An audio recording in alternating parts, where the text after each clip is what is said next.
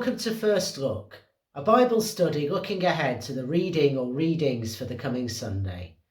My name is Carl and it's good to have you with us. Having spent quite a bit of time recently in John's Gospel, this week we move back into Mark and we find ourselves exploring another set of incidents over the coming weeks in which Jesus was embroiled in controversy. Before we dive into any of that, however, if you've not done so already, you may find it helpful to download the sheet that accompanies this study. You can find the link for that just below the video in YouTube. On the sheet, you will find the text of the reading that we're looking at, some other passages you may find it helpful to consult, the questions we'll be considering later on, and lots of space for you to record your own thoughts and observations. Without further ado then, let's dive into today's passage, which comes from Mark's Gospel, chapter 7, verses 1 to 23. It's helpful to note right from the off that the Revised Common Lectionary, which is the cycle of lectionary readings that we draw upon from Sunday to Sunday, doesn't actually include all 23 verses. It misses bits out. But we get the fullest picture of the passage if we look at everything that's there. So hence that's what we're going to do in this study. But I'm breaking it down into blocks so you can get a feel for what's left out and why that might be. So we pick up the story of Mark's Gospel with Jesus still in the Galilean phase of his ministry, having been busy healing the sick and casting out demons and teaching about the coming kingdom of God in the region around the Sea of Galilee. And his fame had grown thus that he was recognised everywhere he went. We learn in chapter 6, verse 54. And not for the first time in this gospel, we find Jesus in conflict with the Jewish religious authorities. And we're told in the first verse of our reading that they'd come from Jerusalem specially to observe what he was up to. We can find other examples of Jesus being in conflict in chapter 2, verses 6, 16 and 24, and chapter 3, verse 6, just to give a few instances. And particularly when Jesus arrives in Jerusalem itself, that kind of dominates what happens in his first few days there. So who have we got in this reading? Well, most obviously we've got Jesus, and as I say, he's in the midst of controversy and uses this episode, this confrontation, to point to something that was really at the ethical core of his teaching, if you will. We've got the Pharisees, who were members of one of the biggest and most powerful groups within the Judaism of the day. And they were known for a radical commitment to holiness and a certain stricture about laws and practices. And in particular, the putting into practice of the oral law, the tradition of the elders. And I'll say a bit more about that as we go on. The scribes were people whose job it was to reproduce documents. We're talking a good 1,500 years or so before the advent of the printed press. So they were very important people. And because of the kind of work they did, they were very often experts in the Jewish law. And we've also got Jesus's disciples. And once again, they receive an explanation in private of a parable that's being told publicly. And we could look to chapter 4, verse 34, for example, for a general statement about how that's often what Jesus did. Now we know that Mark's Gospel was the first Gospel to be written around 65 to 70 of the Common Era, so before the destruction of Jerusalem in the year 70.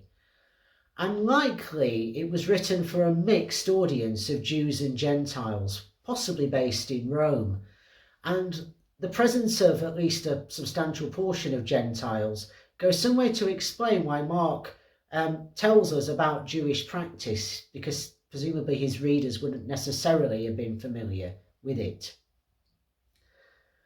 And what we have here in terms of the type of literature is, as I've already said, a controversy account.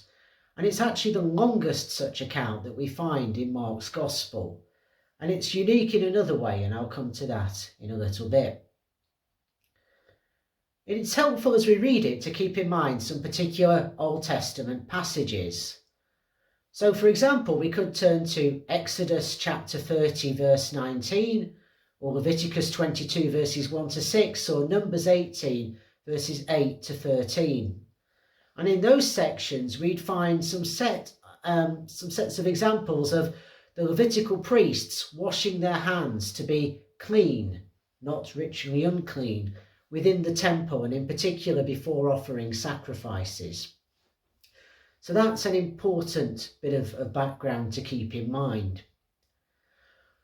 We've also got Isaiah chapter 29, verse 13. And that's a specific quotation that's cited by Jesus in response to the question from the Pharisees and Scribes about ritual washing. And finally, we've got, for example, Exodus 20, verse 12 and 21, verse 17, Deuteronomy 5:16 and Leviticus 20, verse 9.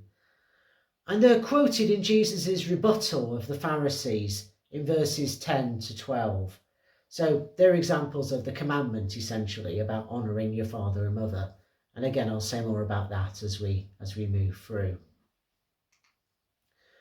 So we're told in verse 1 that some of the Pharisees and Scribes had come up from Jerusalem to keep an eye on Jesus. And they'd seen, observing the behaviour of his disciples, for whom he was responsible, that they weren't washing their hands before eating, which ran against the Jewish customs, what was called the tradition of the elders.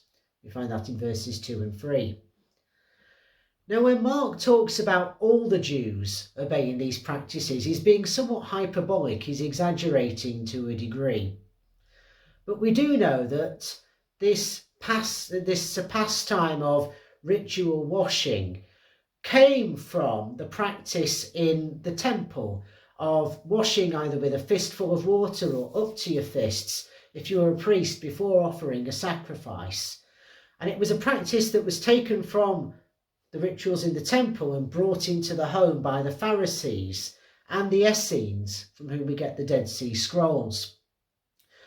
And the Jewish historian Josephus records how the Pharisees followed a good many customs that were not specifically included in the law of Moses, but were to do essentially with trying to interpret and apply that law in everyday life, and layers upon layers of this had been built up. It wasn't until the 2nd century in the Mishnah that this set of oral laws were written down, and they became more important after the temple had been destroyed in the year 70. But at this stage, they were oral laws. They were traditions of the elders, as it's put in verse 3. Now, Mark, in giving an explanation, presumably for Gentile readers in his community, explains that there were a variety of instances in which ritual washing would take place. So it talks about marketplaces in chapter 7, verse 4, and it reflects in some of the other things it says about pots and pans and so on, the range of different types of washing that you find in Leviticus 11 to 15, for example. And it reflects various ways in which people believed that they could become ritually unclean. So, for example, via contact with unclean people and or objects. And issues of ritual cleanliness, teharot, were an important aspect of Jewish faithfulness within an increasingly Hellenized context, an increasingly Greek-influenced context. And as I say, Mark gives this explanation in verses 3 and 4 because his Gentile hearers might not have understood otherwise what was going on. But for those who were Jewish, they'd have understood that this was fundamentally about identity, about what does it mean to be a faithful Jew and what does it mean to apply the law of Moses. So we're diving in other words, to quite a potent debate within the lively Judaism of the day. Now, in verse 5, we see that the Pharisees and the Scribes question Jesus about why his disciples weren't following those traditions. And Jesus, in response, quotes from the prophet Isaiah. As I mentioned, Isaiah 29, verse 13, which contrasts honouring God with what you say and honouring God with the heart. Now, this brings out a prophetic theme that we see again and again. So you could have looked at Isaiah chapter 1, verses 12 to 17, or Amos chapter 5, verses 21 to 24, perhaps most famously, where it talks about not wanting or empty religion, but wanting justice and righteousness to flow like ever-flowing streams. It's a really important prophetic theme, this difference at times between words and practices and empty religion, as it were, and religion that really honours God with the heart. And Jesus is saying in verses 6 and 7 here that the problem is that these human traditions have become more important than doing God's will. And the Essenes made similar criticisms of the Pharisees. So it wasn't just Jesus who had an issue with these oral laws and traditions. It's notable that in verse 6 we find the one and only time in which Jesus refers to Jewish religious leaders as hypocrites in the whole of Mark's Gospel. Luke uses it 3 times, I think Matthew something like 12 or 13 times, but we just have the one use of it in Mark's Gospel. We need to note that we tend to associate the idea of hypocrisy with double standards and duplicity, but it's one of those words that's changed its meaning over time, and in its original context it was more like empty performance, going through the motions but without your heart really being in it. So he's basically saying that what they're doing is effectively empty performance, it's empty worship. And in verse 8, when it talks about commandment in the singular, particularly connecting with what we've just heard from Isaiah, I think it's suggesting that what's going on is a fundamental failure to get to the heart of what's there in the Jewish law. In other words, a fundamental failure to love in line with God's will. And that reminds us perhaps of Deuteronomy chapter 6, verse 5, or indeed what we find if we read on in Mark and go to Mark 12, verses 29 and 30. So I guess what Jesus is basically saying is, guys, you've missed the point here. You've managed to lose the heart of the matter. To put it another way, maybe you're not seeing the wood for the trees. Now, we then move into a little section, verses 9 to 13, that the Revised Common Lectionary misses out, but in which Jesus goes on to give an example of what he means when he talks about the traditions of men coming before the laws of God. In verse 9, Jesus is being ironic or sarcastic when he tells them that they've set aside God's commandment well or beautifully. And notice how in verses 8 and 9 and 13, Jesus talks about your tradition. He's really hammering home a point here. And he gives an example that would have made sense to people at the time far more readily than perhaps it does to us. He talks about in verses 10 to 12, one of the 10 commandments, the commandment to honour your father and mother. And he talks about how insulting your parents could result in death. In other words, it shows how seriously that commandment, honouring your father and mother, was taken within that culture. But Jesus argues that the oath of Korban nullifies this command. Now, the oath of Korban was essentially about dedicating something and reserving it for God. So if something was Korban, it was dedicated for God, it was to go to the temple. And if you made an oath like that, as it suggests in Numbers chapter 30, verses 1 to 2, you couldn't then go back on that law, you couldn't break it. Now, dedicating things to God is not a bad thing in of itself. But the issue here is that if you did that, then whatever you dedicated to God couldn't then be used to help your mother and father. And in other words, it was something that some people were doing to avoid meeting financial obligations to their parents while claiming that they were honouring God. And don't forget, we're in a society where family, in a sort of extended sense, was extremely important. And those bonds, the blood between people, were lifelong bonds, and people would often work together and live together. Their whole life was centred around around family. This principle of Korban, of dedicating something, setting it aside for God, was rescinded by the 3rd century, presumably because it was being misused.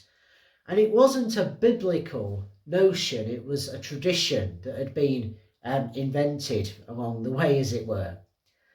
And Jesus is basically saying, this is one example of unloving, dishonouring behaviour that's resulted from the traditions that the Pharisees are promoting. And it ends up resulting, as the latter part of verse 13 tells us, in a violation of God's laws. So it's the tradition, setting these things aside, that people were using to avoid the divine obligation, as it were, to honour their father and mother. So it's quite a complex example. It's one of those where it's a bit like when someone has to explain a joke to us. The more they have to explain, the less funny the joke is. And perhaps the more you have to explain a passage, the less hard-hitting it initially is. But I hope that gives some flavour of what Jesus is getting at here. We then jump back in verses 14 to 15 to another snippet that appears in the Revised Common Lectionary reading. Jesus calls the crowds, as we hear in verse 14, to come and listen to him. And he speaks about what defiles a person, not being something that is external and goes into them, like eating unclean food in inverted commas, but it's something that comes out of a person. It's something that emerges from the heart. That's verse 15. So he's making a very clear declaration here. And it's notable actually in terms of textual traditions, just as a side to side. You may notice some Bible translations go straight from verse 15 to verse 17. You may think, well, verse 16 gone. Some ancient manuscripts include as verse 16, let all who have ears to hear listen. But not all manuscripts have it. So some Bible translations, like the New Revised Standard Version, for example, miss out verse 16. But it's kind of echoing 14 anyway. And basically it's what Jesus is saying here. Listen up, listen good. This is important. Now, after that public declaration where Jesus had called the crowds to listen in again, we find his disciples, as I say, we've seen on other occasions, asking privately for an explanation of what's going on. So we could find other instances of that in chapter 1, verses 32 to 34, and chapter 5, verses 37 to 40, and so on and so on and so forth. The Revised Common Lectionary doesn't include all of this little section, so we could be mistaken for thinking Jesus is still talking to the crowds in verses 21 to 23, but he's not. He's actually, at this point, talking privately to his disciples. Now, at the beginning of verse 18, he gives them a gentle rebuke for their lack of understanding. And he basically repeats the principle that he's laid out in verse 15, that nothing that goes into a person from outside can defile them. And that's because it just passes through the digestive system and goes out. What we eat doesn't touch the heart. And notice in verse 19 that Jesus shifts the focus away from the hands to what they handle. And basically saying if food can't defile, then the state of the hands, whether you've washed or not, is not the important issue here. And Mark's Gospel is unique in at the end of verse 19 providing a little kind of bracketed aside by way of explanation, basically saying that this means there's no such thing as unclean foodstuffs. And if you recall in the book of Acts, in chapter 10, verses 9 to 16, Peter would have this vision where he's shown by God that there's no such thing as unclean food. And that's elucidated in Acts 11, verses 2 to 18. So it makes clear in this passage that food laws and compliance with the Jewish food laws was optional for Christians, was optional within the new reality of the kingdom of God. And again, St. Paul echoes that same thought in 1 Corinthians chapter 8, verse 8. Rather, what Jesus is saying here is that what defiles us, what makes us unclean, comes from those actions that stem from the heart. And again, we've got a connection with Paul's writings in Romans 14, verse 4. And within verses 21 and 22, there's a whole list of things that Jesus lays out as examples of the kind of actions that emerge from our hearts and serve to defile us, to make us unclean. And he lists 12 things altogether, 6 acts, if you will, and 6 core vices, as Marcus Bock calls it in his commentary. In some translations, it talks about evil intentions, and that phrase comes from Genesis chapter 6, verse 5. Note that all of the 12 items that it goes on to list are about things that harm human relationships. And so it's not about doing something naughty, oh dear. It's actually about doing things that are disruptive to the kind of loving relationship that is embodied and encompassed in the law of Moses. In other words, those laws, that body of things that the Jewish people were meant to abide by, were about how to live well together, how to love one another in practice. And these things that Jesus is talking about in this list fail to do that. They damage and they harm human relationships. When some translations talk about the evil eye as part of that list, it basically means envy. And some translations just say that, like, for example, the New Revised Standard Version. So if there's a take-home from all of this, it's that those things that damage human relationships are far more important than ritual hand-washing. And it lies right at the heart of Jesus' argument with the Pharisees. Effectively, he's saying all of that stuff is performance, it's empty worship, if you haven't got this law of love at the heart of things. So it's a very challenging passage. I think we need to be careful in how we use it, because it can very easily be used to cast our Jewish siblings as legalistic and as far from the grace of God. And that really has not been my experience of interacting with my Jewish friends and interfaith colleagues. But I think what it does kind of beg the question of, for us, is our religious practice effectively empty worship? Or does it actually embody, in the things that we do and the traditions and practices we consider to be important, do they enable the love of God to shine out or not? Something to think about as we come now to our questions.